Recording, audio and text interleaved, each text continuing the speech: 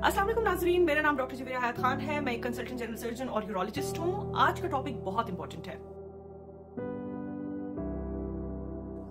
अक्सर 40 plus as के मर्द और 35 प्लस एज की खवातीन हमारे पास इस शिकायत से आती हैं कि उनको पेशाब बहुत प्रेशर से आता है, यानी उनको वॉशरूम दौड़ के जाकर पेशाब करना पड़ता है। और अक्सर ऐसा होता है कि उनको वॉशरूम जाने से पहले ही कुछ लीक हो जाता है।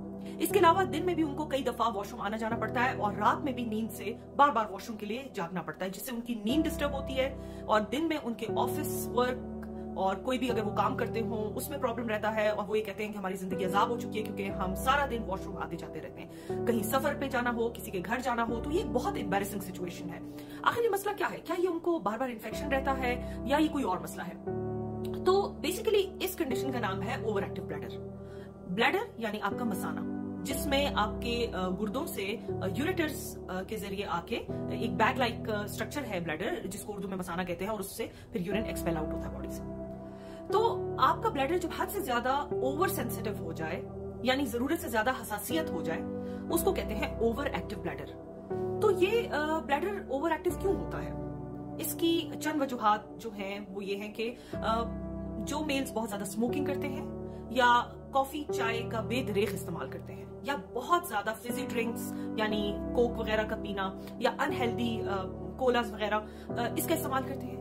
इसके अलावा जिन लोगों के मसानों में कोई ऑपरेशंस या कोई पेशाब की नलकियां डली हो बहुत अरसे से, या उनके मसाने में पत्थर हो, बार बार इन्फेक्शन हो जाती है। इसी तरीके से जो 40 साल से जायद के मर्द हैं, उनमें प्रोस्टेट यानी गदूद के बढ़ने की वजह से जो उनके पेशाब की रुकावट के मसाइल होते हैं उस वजह से, और फीमेल्स जो कि 50 प्लस होती हैं जिनकी माहवारी बंद होने को होती है उनके हार्मोनल चेंजेस की वजह से, उनकी पेशाब की नाली का सुकड़ाव और फिर उनके ब्लैडर में ये सारी जो चेंजेस आती हैं हार्मोनल, उसकी वजह से। और यंगर फीमेल्स में प्रेगनेंसी और रीसेंट चाइल्ड बर्थ, जिनके अभी छोटे बेबीज पैदा हुए होते हैं, तो जिस प्रोसेस से वो हार्मोनल चेंजेस से गुजरती हैं, वो भी बहुत बड़ी वजह है ओवर एक्टिव ब्लैडर की। यानी कि मुख्तसरन जिस भी कंडीशन से, चाहे वो न्यूरोलॉजिकल कंडीशंस हो या कोई और फिजियोलॉजिकल या साइकोलॉजिकल कंडीशंस हो, या कोई ऐसी अद्वियात का इस्तेमाल हो जिसकी वजह से आपका मसाना इरिटेट हो रहा हो और बार बार इरिटेट हो रहा हो, उससे ओवर एक्टिव ब्लैडर का मसला जन्म लेता है।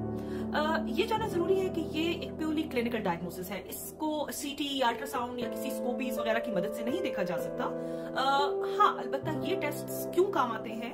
ताकि जिन और कंडीशंस में, जिन और डिजीजेस में इसी किस्म की अलामात होती हैं, उनको रूल आउट किया जा सके और ये यकीन से कहा जा सके कि ओवर एक्टिव ब्लैडर है। कहीं आपको यूरिन ट्रैक्ट इन्फेक्शन ना हो, कहीं आपके मसाने में खुदा न खास्ता ट्यूमर्स ना हो, या आपके मसाने में कोई पथरी ना हो, या इस तरीके से और इन्फ्लेमेटरी कंडीशंस यानी मसाने की टीबी या कोई और मसले मसाइल ना हो। तो इस चीजों को पहले रूल आउट करते हैं टेस्ट के जरिए और फिर एक क्लिनिकल डायग्नोसिस बनाया जाता है ओवर एक्टिव ब्लैडर का, और उसके मुताबिक इसका इलाज